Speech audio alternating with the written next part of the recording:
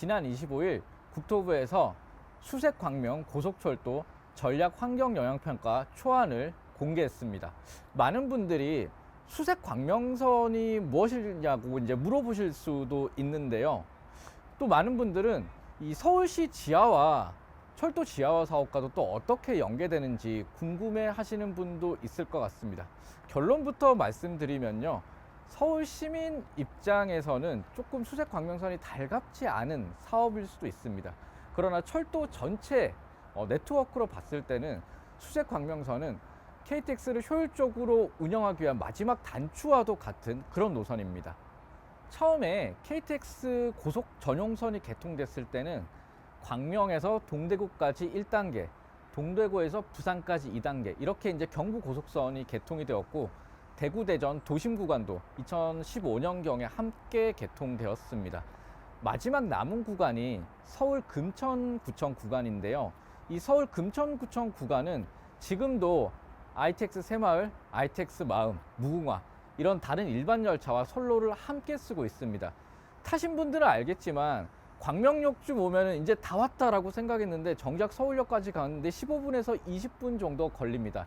이유는 고속 전용선을 타는 게 아니라 다른 열차와 함께 사용하는 일반선을 타기 때문인데요.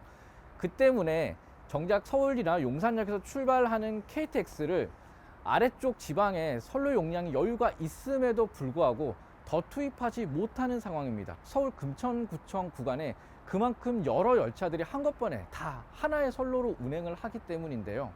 저희가 앞서 다른 편에서도 설명드렸지만 서울 금천구청 구간에 경부 1선이죠. KTX, ITX 새마을, ITX 마음, 무궁화호 이런 열차들이 다니는 경부 1선의 선로 용량은 선로 용량 대비 이용률은 이미 포화 상태입니다. KTX도 사실 더 운행을 하려고 해도 더 운행하지 못하는 상황인데요. 이런 것들을 해결하기 위해서 수색광명선 계획을 세워놓고 있습니다. 사실 계획은 KTX 노선이 처음 개통될 때부터 구상 중이었는데요. 차일피일 계속 미뤄져 왔습니다. 나중에 이제 SRT 수서역이죠.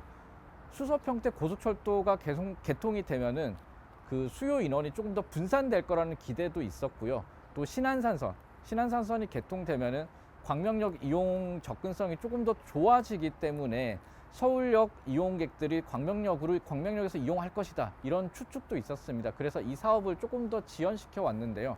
결론적으로는 지금 서울역도 이용객이 많고 수서역은 수서역대로 이용객이 많고 광명역은 광명역대로 이용객이 많은 상황입니다. 그래서 이 사업을 더 이상 미룰 수 없게 되었고 지난 2022년경에 예비타당성 조사도 통과했습니다. 사업성도 1 이상으로 나와서 경제성이 있는 걸로 그렇게 확인되었습니다. 전략환경영향평가에 나온 수색광명 고속철도가 대략 어떤 밑그림을 그려볼 수 있을지 저희도 확인을 해봤는데요. 선형은 거의 경부선이랑 비슷합니다. 광명에서 용산까지 지하로, 또 용산에서 서울역까지, 또 서울역에서 디지털 미디어 시티까지 이렇게 실질적으로 공사를 하게 되고요.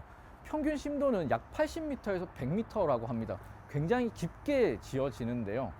용산역이나 서울역 같은 경우에는 기존의 GTX-A, GTX-B 여러 이제 광역 급행철도, 대심도 터널들이 이미 있습니다. 그래서 그 아래에다가 터널을 또 뚫어서 이 수색광명 고속선 전용선을 이렇게 만들겠다는 계획을 구상하고 있습니다. 평균 설계 속도는 250km 정도고요. 그야말로 이제 고속선이죠. 이 사업이 끝나고 나면은 한 10분 조금 안쪽으로 이렇게 이제 한 5분 정도 단축시킬 수 있을 것으로 보입니다. 표정 속도도 현재 한 90km 조금 안 되는 걸로 나오는데요. 이 사업이 끝나고 나면 표정 속도는 한 115km 정도, 그 정도로 끌어올릴 수 있을 것으로 보고 있습니다. 가장 중요한 거는 KTX 전용 선로를 만든다는 겁니다. KTX 전용 선로를 만들게 된다면은 KTX만 다니는 선로이기 때문에 그만큼 조금 더 안전하고 효율적으로 운영할 수 있는 인프라가 구축되는 겁니다. 계획상 총사업비는 예비타당성 조사 기준으로 2조 5천억 원이 조금 안 됩니다. 당초 2031년까지 이제 개통하겠다는 목표가 있었는데요. 이번에 전략 환경 영향 평가에 나오는 내용상으로는 2033년경에 개통하는 것으로 목표를 잡고 있습니다. 지금 제 뒤편에 보이는 게 광명 주박기지입니다. 이 광명 주박기지는 원래 광명역을 만들 때 열차들이 서울역까지 가지 않고 대부분 열차들이 이제 고속 전용선이 끝나는 시점부인 이 광명역에 이제 광명역까지만 열차를 다니도록 하고 또 광명역까지만 다닌 열차들이 여기서 말하자면 임시 주차를 하는 그런 공간으로 이제 쓰려고 이 광명 주바퀴지를 만들었는데요. 결과적으로 서울역까지 모든 차들이 운행을 하게 되면서 이 광명 주바퀴지는 사실상 별로 쓰고 있지 않습니다. 근데 만약에 이 사업이 추진되면요, 이 주바퀴지를 공사하는 기간 동안 임시선로처럼 사용할 수도 있다고 하는데요. 기존에 금천구청에서 광명역 사이에 이제 진입하는 그 터널부로 이제 진입하는 구간에 그 구간과 접속해서 이 용산으로 가는 이제 터널을 새로 뚫어야 되다 보니까 임시선로를 우회선로를 만들어야 된다고 합니다. 그래서 이 부지와 그리고 이 광명역과 KTX 광명 이 뒤로 이제 KTX 광명역과 연결되는 터널이 있는데요. 그 선로를 임시선로로 활용을 해서 그렇게 공사를 진행을 할 예정이라고 합니다. 말하자면 금천구청과 광명역 사이는 엄청난 기존 터널을 다 뜯어 고치는 큰 공사를 이제 하게 된다는 말입니다. 그렇다면 지하 80m에서 100m로 대심도로 뚫는 터널에 또 서울시민 입장에서는 정거장이 어디에 세워지는 거라고 궁금하실 수도 있는데요. 정거장은 당연히 서울역과 용산역 두 군데입니다. 용산역은 용산역 지금 현재 계획상으로는요, 용산역 앞 광장 지하에다가 이 고속 열차들이 정차할 수 있는 전용 승강장들을 이제 건설할 예정이라고 합니다. 당연히 GTX-B보다도 훨씬 더 지하에 만들어질 예정이고요. 서울역 같은 경우에는 서울역사 지하에 지금 만드는 걸로 계획이 되었는데, 서울역사 지하에 고속열차들이 이제 정차할 수 있는 승강장들을 만들어서 고속열차들은 장기적으로 이 지하에서만 정차할 수 있도록 그렇게 계획을 하고 있습니다.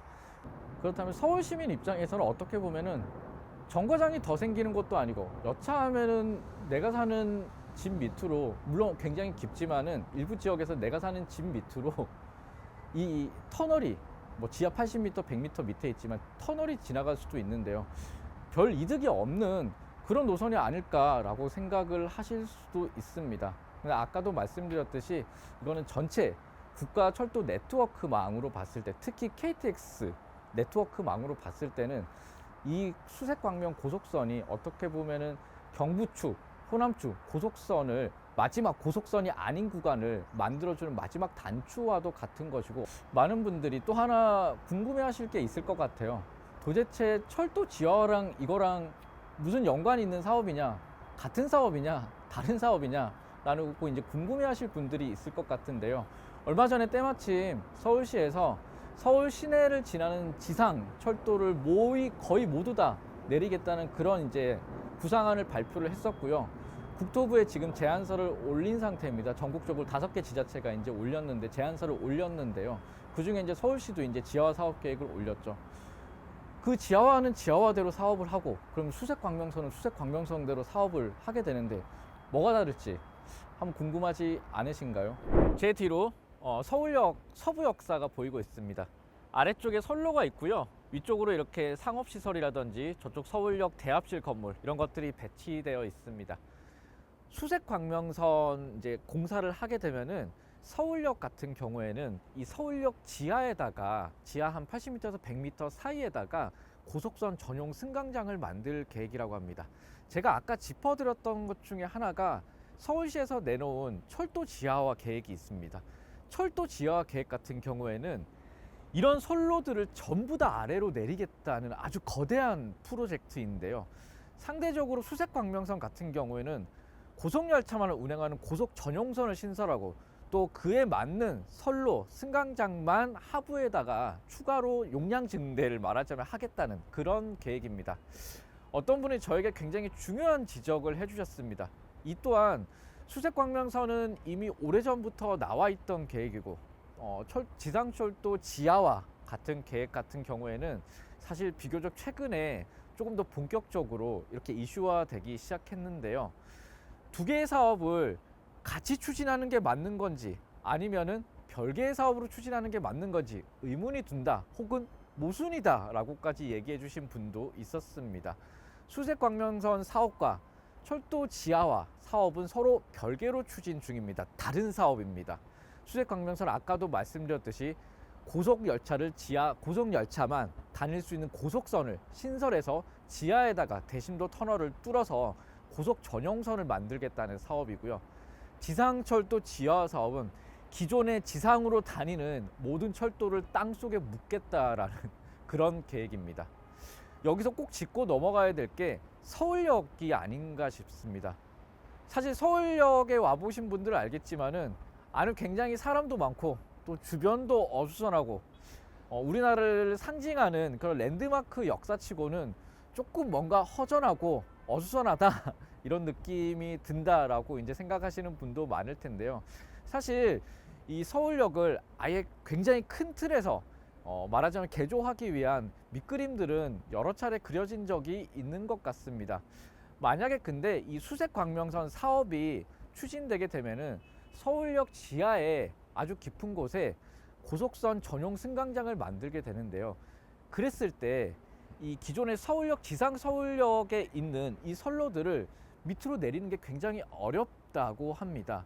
두 개의 사업을 별개로 추진했을 때는 사실상 서울역 주변에 지하화가 쉽지 않을 거라는 엔지니어 업계 일각에서는 그렇게 얘기하고 있습니다. 그래서 이 수색 광명선 사업과 그 다음에 지상철도 지하화 사업이 어느 정도는 비록 일부 구간에서라도 좀 유기적으로 서울시라든지 국토부라든지 관계기관과의 협조하에 유기적으로 진행돼야 된다는 지적들이 있습니다. 이 지금처럼 별개로 시행되다가는 서울역을 평생 개조를 하지 못할 수도 있다라는 우려까지 벌써 나오고 있습니다. 얼마 전에 그 지상철도 지하화 제가 토론회에서 봤는데요.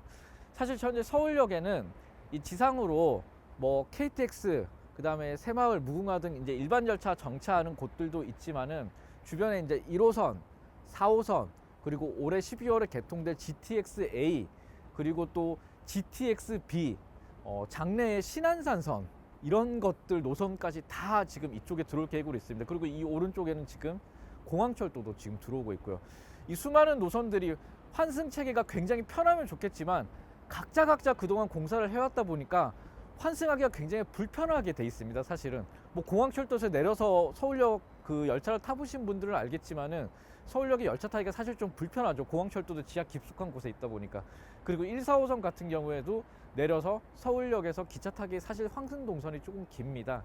그래서 장래에 고속선 전용 승강장만 밑에 떡하니 만들어 놓을 게 아니라 이런 모든 노선들이 환승하기 조금 편리할 수 있도록 지하에 대규모 구조물들을 미리 조금 짜놓고 또 거기에 맞게 지상철도 지하화 계획이라든지 수색 광명 고속선 고속 전용선 사업이라든지 이런 것들이 안에 들어갈 수 있도록 이렇게 조금 큰 그림을 그렸으면 좋겠다라는 지적을 하신 분들도 있었습니다.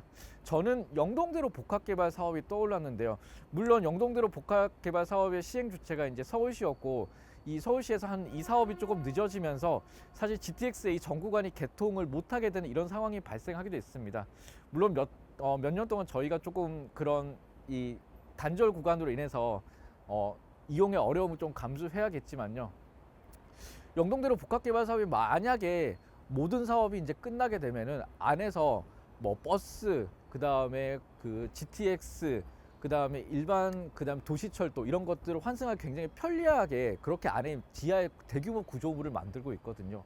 그런 좀 큰 그림을 서울역에도 조금 투영시켜 본다면은 장래에 어떻게 보면 우리나라를 대표하는 역사이잖아요. 이 지하에 그런 환승 체계를 확실하게 만들어 줄 수 있는 여러 노선들이 한 번에 환승할 수 있는 이런 대규모 구조물들을 큰 그림을 가지고 지하에 조금 미리 만들어 놓는다면은 지상철도 지하화도 큰 그림으로 봐서는 성공할 수 있고 또 수색 광명선도 서울시 또는 서울 시민 입장에서도 조금 더 와닿는 그런 사업이 되지 않을까 생각합니다. 수색 광명선과 지상철도 서울시 지상철도 지하화가 어떻게 보면 시행 주체가 조금 다를 수도 있다 보니까 충돌되는 게 아니냐라는 우려를 제기하는 분들도 있습니다. 이런 부분들을 두 사업 다 아직 밑그림을 그리는 단계이니까요. 유기적으로 잘 협조를 해서 충돌하는 사업이 아닌 서로 상생하는 사업이 됐으면 합니다. 철도경제신문 장병극 기자입니다.